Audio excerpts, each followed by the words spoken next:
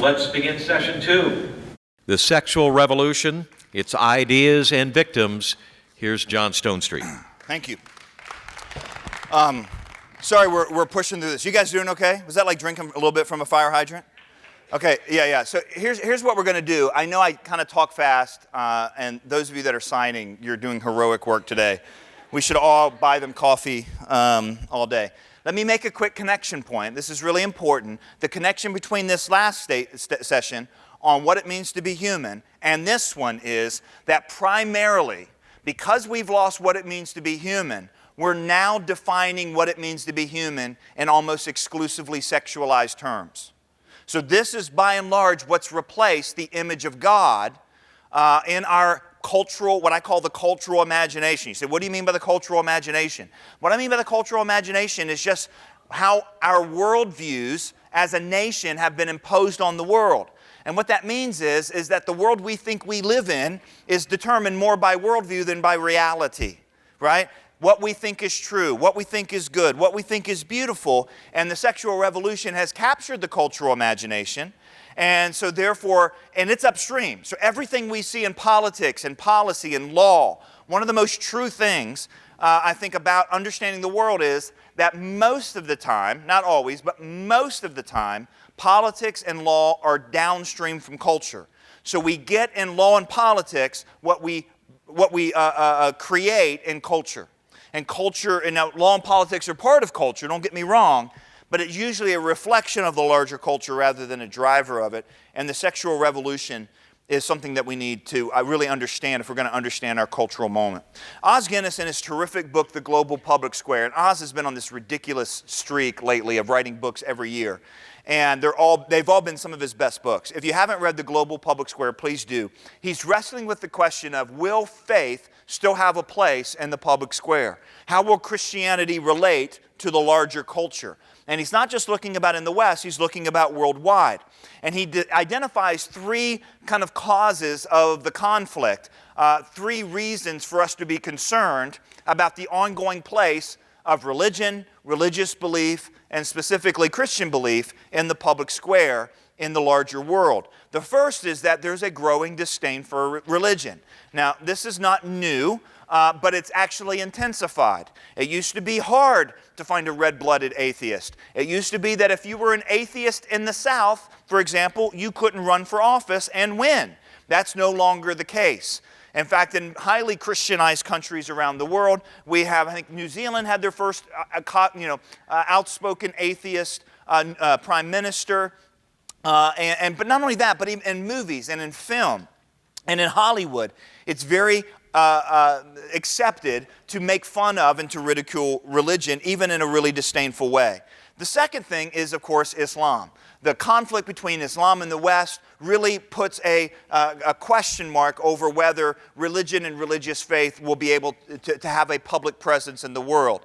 Before 9/11, the word fundamentalist referred to people who had really crazy beliefs that lived in the South and that sort of stuff, right? After 9/11, fundamentalist became a code word for what? Extremist, right? Dangerous. And so that created some of the conflict. But the third thing that he identifies, and what we're going to spend most of our time on here, is that the collision of sexual revolution and religious liberty. We have a big threat to religious liberty. I had the privilege of working with Chuck Colson the last several years of his life, and I was a part of a project that he started called the Manhattan Declaration. How many of you guys heard of the Manhattan Declaration? It was a statement about life, marriage, and religious liberty. And it wasn't a statement to the culture. It was a statement to believers. As the line was moving and as the public pressure was increasing, it was a statement saying, here's where Christians must stand on life, on marriage, and on religious liberty. In 2009, I remember looking at that going, really, religious liberty? Life? Sure. Marriage? Saw that one coming. Religious liberty? Really? And as always, Chuck was right. Religious liberty has been on a collision course and with culture. And it used to be religious liberty was kind of conceived to be a popular thing, a positive thing. Now it's code word for bigotry and discrimination. It's not a positively branded word in our culture. Now that's a big deal, right? Because religious liberty has always been part of the American experience. Here's the point that I want to make, though. is that almost every challenge, and what I mean by almost every is I can't think of any that aren't, that almost every challenge to religious liberty is a product of the sexual revolution. So there's a conflict. Every challenge to religious liberty in America is a challenge, is a conflict between sexual freedom and religious liberty. Every single one. Let me just show you. We have JD here who's Speaker of the House in Arizona. He also works with the Alliance Defending Freedom. ADF does heroic work to defend religious liberty in America. Support them, please. Pay attention to what they do, please. Follow Breakpoint. We'll tell you their stories. We're going to hear about a project that ADF is working on with churches, and we're pleased to participate in that in just a second. This is Blaine Adamson. He runs a T-shirt shop. He was told that he had to do T-shirts for a gay pride parade. Now, in his case ended up all right. He was actually, he won that case, that he didn't have to take every business. But of course, we know the case of Baron L. Stutzman, and specifically Jack Phillips. Baron L. Stutzman was a florist in Washington State. A longtime customer asked her to do flowers for his gay wedding. She said that she couldn't, offered to sell him anything else, and that was it. The state of Washington brought a suit against her. Jack Phillips lives just up the road from me in Colorado. Jack Phillips was approached by a gay couple who asked him to do a wedding cake. He said that he couldn't, offered to serve them anything in the store, serves gay customers all the time, but he was basically the question was, if you don't participate and participate in this gay commitment ceremony, then you can't do cakes. You can't do wedding cakes. And so he's lost 40% of his business. His case is for the Supreme Court. There's a lot more to that story that we've talked about an awful lot. But those are just examples. Now, behind this collision between church and state, the place of faith in the public square, is certainly in America specifically. You have a history of confusion about whether America is a Christian nation or isn't a Christian nation. You have the fact that many Christians radically privatize their faith. For them, faith is not just personal, it's private, doesn't belong in the public square. So you have a capitulation by many Christians. But the big thing here is the triumph of the sexual revolution. What I mean by the triumph of the sexual revolution is essentially this. We have not seen a more successful, sweeping, holistic revolution that has touched more areas of culture in our lifetime than the sexual revolution. It's unbelievable. It will go down in history as one of the sweeping changes. In fact, I don't know if we always understand this, but I am telling you that when history writes about our era, you know how we read about the Industrial Revolution and how disruptive that was, kind of going from an agrarian society to industrial society? They will write about our age that same way. Not just because we're going from an industrial society to an information society. That's a big deal too. We talk about that in the Practical Guide to Culture. But because of the sweeping nature of the sexual revolution.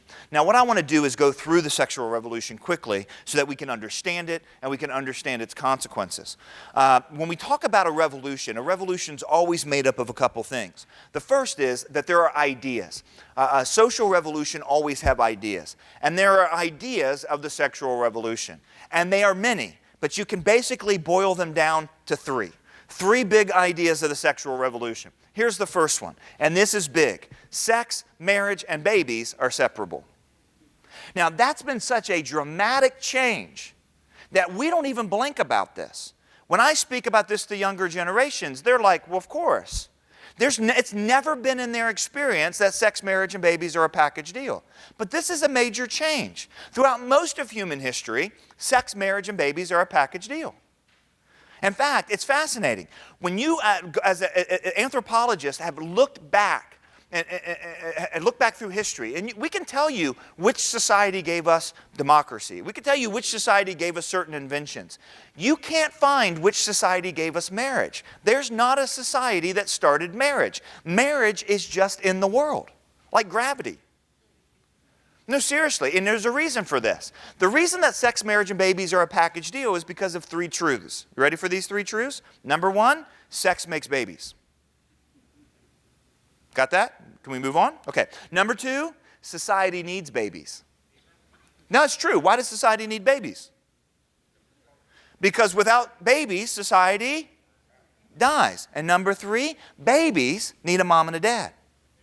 Now, that third one was contentious. There was debates about who should raise kids. Should it be parents or should it be the state? And the Greeks wrestled with this. And they decided, and it's always been really recognized, that the ones best able to raise children won't be the state, it'll be the parents. So because of those three things, sex, marriage, and babies are a package deal. Let me prove it to you how much it was a package deal until yesterday. Ready? Anybody here, I know we're in Chicago, anybody here grew up in the South and are willing to admit it out loud? Wow. No one? One. Where? Northern Virginia? As someone else from Northern, what town? Falls Church. Okay, so I grew up in Winchester. So I wouldn't call Falls Church necessarily Southern, but Winchester was, right? And we didn't really have this. We got to go further south for what I'm looking for. Yeah? Bob? Southern Illinois. That's Yeah. How many of you have ever heard of the phrase shotgun wedding?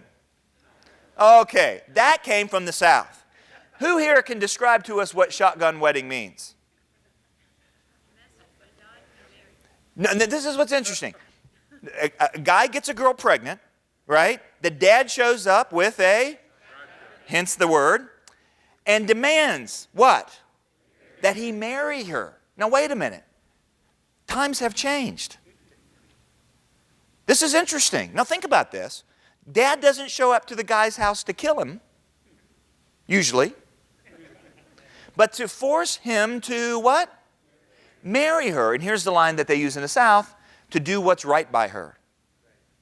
Do you see sex, marriage, and babies are a package deal? Have times changed? Guy gets a girl pregnant, is that the first thing you think? Let's make sure they get married? Here's another example. I used to work at a college in Tennessee. I went to the Ray County Courthouse when after I met Sarah and wanted to marry her. I went to the Ray County Courthouse and I asked for a marriage license. And the lady behind the desk there said, yes, I'll give you a marriage license, but I have to ask you some questions. It's fascinating. The entire case for same-sex marriage was made on a little meme. Love is love, right? So what makes your love different than this love? Love is love, right?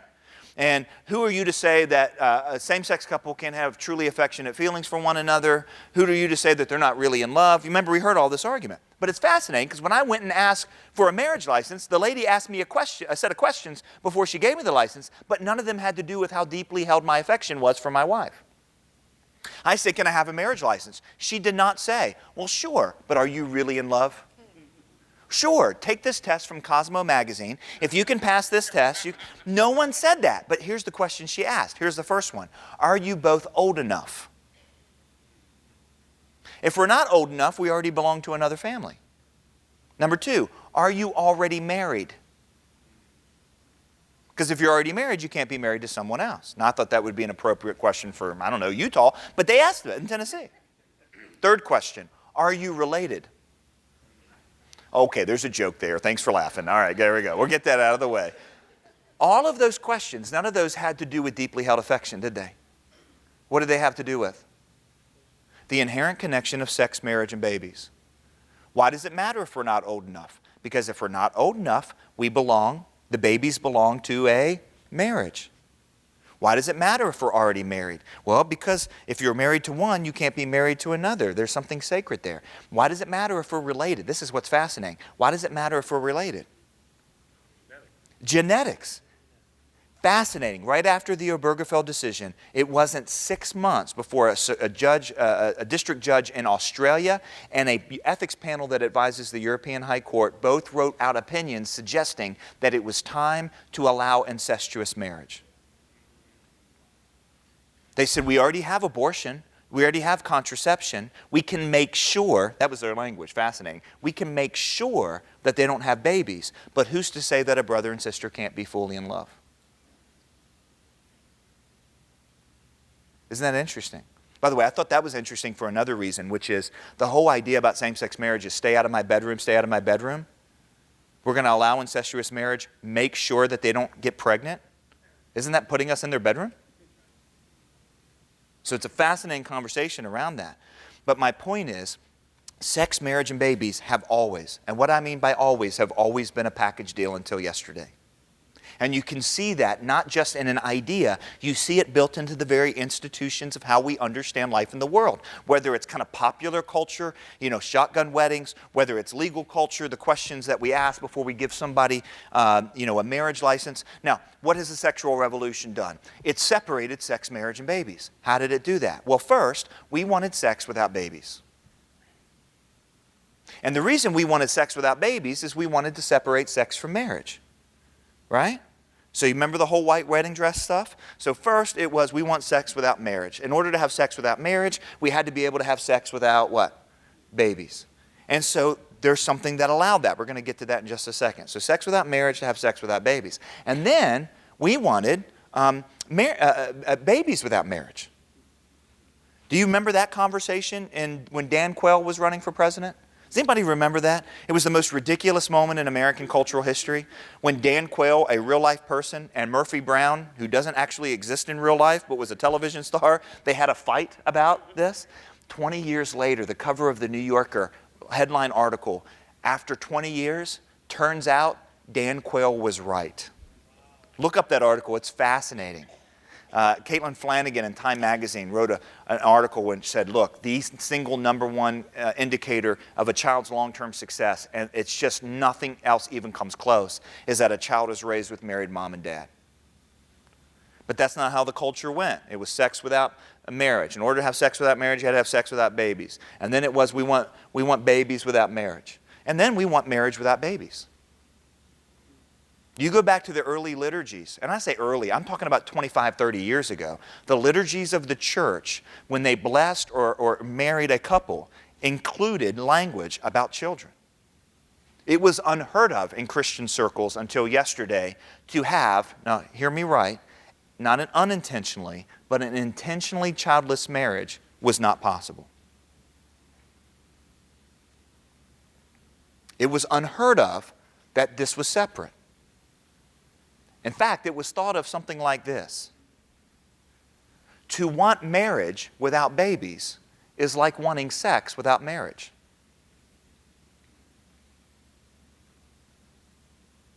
It was just part of the deal. So first we wanted sex without babies, or marriage. In order to have that, you had to have sex without babies. And we wanted babies without marriage, and we want marriage without babies. Folks, now we want babies without sex. That babies are products of conception, and that conception can happen through natural processes or can happen in labs. And that leads to all kinds of other things. And by the way, reproductive technologies is the new face of the pro-life movement. We're way behind on this. And the movement driving reproductive technologies is the LGBT movement. Because full equality means reality itself has to change so that men can be moms and that dads can be women and that two dads can have children and two moms can have children and they can have the children that they want and they can have it on their own terms. I don't know who's racing faster towards the cliff, if it's Illinois, California, or Washington, but good luck in that race. But the state of Washington just legalized commercial surrogacy. Even the European Union has called that a form of exploitation. And the state of Washington just said that people can pay for children. And why did they do it? What was the reason? What, so they could tax it? No, that's a good guess. I'm sure that was a side benefit. No, it was so that gay men could have children of their own. And part of that meant you have to remove any sort of parental assumption of rights, biological parental assumptions on birth certificates. Right. So, question, but how does that happen when you said of their own, meaning they use their... That's right. So that's right, sperm and a surrogate. Oh, okay. I thought you meant like sperm and... Well, so no, it's a sperm and a surrogate, so it could be part of their own. But we have cases now where embryos have been created with 3 sources. But there's also the idea of artificial wombs. Oh, yeah, so here's the thing. There's a big difference. This is how worldview changes. This is why what it means to be human is a really important question, because it decides everything else. Amongst them, it decides what is science. Is science about discovery, or is science about getting whatever I want? And so now we have a scientific enterprise that's really hell-bent on letting us do whatever we want while removing the consequences. Does that make sense? This is why, by the way, we need Christian scientists. Oh, sorry, not Christian scientists. We need scientists who are Christians. Okay. Here's the second idea. This is huge. Number one, sex, marriage, and babies are separable. Number two, men and women are interchangeable. This is a big idea. Now, this started, again, I said this in the first session, and I want to make a little bit of a clarification. First wave feminism was about making men and women interchangeable in rights. There were ways in which women were disenfranchised, women were left out of the culture in the early part of the first wave feminism movement. And so that's really what it was about. Most of the first wave feminists were pro-life. Susan B. Anthony was a feminist and leading that, and at least that's the term that she had. And the idea here was men and women were interchangeable in rights, that rights afforded to men as citizens should be afforded to women as citizens. That's not a bad idea. It was when the sexual revolution hijacked feminism. And the second wave feminism kind of went from men and women should be interchangeable in rights to men and women should be interchangeable in roles. See that jump? The idea here was second wave feminism basically was men have screwed up the world, so women start acting like men. Made perfect logical sense. And it was about men and women are interchangeable in roles. Now, part of that was good because there were roles in society that women were being left out of that shouldn't have happened. But it went to the place where it was not only roles, but all roles. That there was no distinction between, let's behave as if men and women can both do the same things. Right? And it's just not true. We just can't. And that's okay.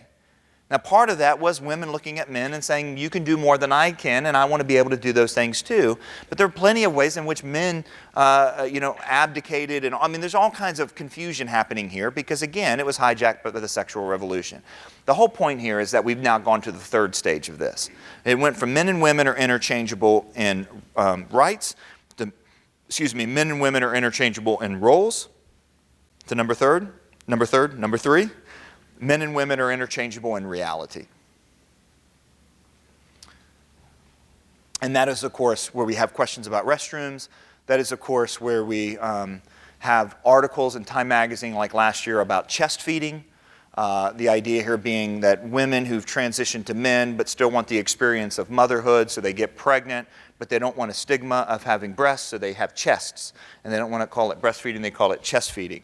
And we're actually having this conversation. Right?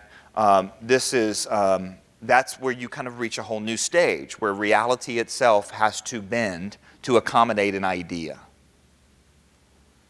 Sometimes when I speak to students, and I know there's younger children here, so I'm going to try to be appropriate, but I'm going to try to be direct, because at times I think we have to. Sometimes I say when I speak to students something very specific, because you have to sometimes realize this. Just because your culture thinks it's okay doesn't mean it is. Just because culture says something is normal doesn't mean it's normal, right? There's something about reality that always wins. You can choose to step off the roof, but you can't choose, once you step off the roof, not to hit the ground. Does that make sense? And we need to realize that, because then I say this, look, this is what you need to understand, is that this sexual revolution has taken us to a place where when it comes to things like having sex, having babies, getting married, even using restrooms, our culture now talks about those things as if biological realities like genitalia are irrelevant to the conversation. Our culture talks about having babies as if genitalia is irrelevant. Our culture talks about getting pregnant and getting married and having sexual relationships and going to the bathroom as if observable biological body parts should not be brought into consideration. That's the definition of stepping off the roof. That's like denying gravity, right? And it started back in that conversation of love is love, right? To say that heterosexual love and homosexual love are the same, that love is to pretend as if there are no such things as body parts. Because even if you think emotionally, which I'm not arguing, I can see emotionally that there are strong commitments and strong feelings for individuals of the same sex. Biologically, when they have relationships, it actually can't be the same. It isn't the same. Does that make sense? Like it's not. Unless you pretend that bodies don't exist. And by the way, that's the definition of Gnosticism, isn't it? So our culture has a heresy. Does that make, I just want to make sure we're all there. Because sometimes we need to get there and understand that this idea of the sexual revolution, we're way downstream here. This is the tsunami, and we've been washed all the way down here to a place now where literally we're denying physical, observable, biological realities and saying that some inner emotion, attraction, inclination, or feeling makes all that stuff irrelevant. Got it? Okay, here's the third idea, and I got just a few minutes left. Sexual autonomy, freedom, and dignity are autonomous. This goes back to the first conversation, which is what grounds human dignity? We have a culture that is the product of the Christian idea. Even atheists like Friedrich Nietzsche and Luke Ferry admit this, that we have a culture that was in which the ideas of human dignity and equality. Friedrich Nietzsche, the great atheist, thought it was a big weakness of Christianity. He thought the idea of human equality was stupid because it was observably not true in his view, and it was a sign of weakness. But he recognized where it came from. It came from Jesus of Nazareth. It came from Christianity. Luke Ferry, the atheist, says it came from Christianity. So now we have a culture that has concepts like human dignity and freedom and equality. We have these concepts. These concepts came to culture from Christianity. Now we have a culture that wants to reject Christianity but maintain these concepts of equality, freedom, and dignity. Does that make sense? So that's the untethering. So if you untether dignity, equality, freedom from Christianity, you got to tether it to something else. We've tethered it to is sexual autonomy. The ability to be sexually autonomous, not just in behavior, but in identity itself. In other words, the world has to change. The procreative process, reproductive systems, that stuff has to change to accommodate. When we say autonomy now, it's not just a rule over our self-rule over our own behavior, it's a self-rule over reality itself. Do you see what I'm saying? That's really kind of been the end. So autonomy is now the new source of dignity. That's a real change. Now, once again, remember what I said in the last one, and I'll end with this. Give you a couple announcements and I'll be done. When I said in the last one was, whenever you untether human dignity from the image of God, you have to tether it to something else, and somebody always gets left out. If you untether dignity from image of God and tether it to sexual autonomy, then the people who get left out are the unwanted products of conception, because they interfere with my dignity or my autonomy. And get this, people who no longer can express sexual autonomy. And when they no longer can express sexual autonomy, then they suffer too much. We need to be compassionate and let them die. That would include the elderly, and that would include those with disability, because they can no longer. In other words, if that's your only category of dignity, is sexual autonomy, those people don't have dignity. And so what we do is we put on coats, white coats, and in very kind ways we talk about words like compassion and say that the only dignity comes if they have no suffering. And the definition of no suffering is the ability to be autonomous. See how all that fits together? Does that explain an awful lot of what's happening in the culture right now? Now, I'm just going to tell you this. Our state became the 6th state, Colorado, to legalize doctor-assisted suicide. We're number 6. It's the most dangerous, insidious idea. And don't fool yourself. Doctor-assisted suicide goes from being an allowance to die to an expectation to die. If you do not have something that marks human value and human dignity as priceless. That's what the image of God says, that every human being is priceless. If you don't, then you have to develop value out of something else. So what you end up doing is putting a price tag on everybody's forehead. You're sexually autonomous, you have a high price tag. You're attractive, we'll give you a high price tag. You're disabled, low price tag. But here's the craziness. Anytime you put a price tag on something that's fundamentally priceless, you cheapen it. You cheapen it.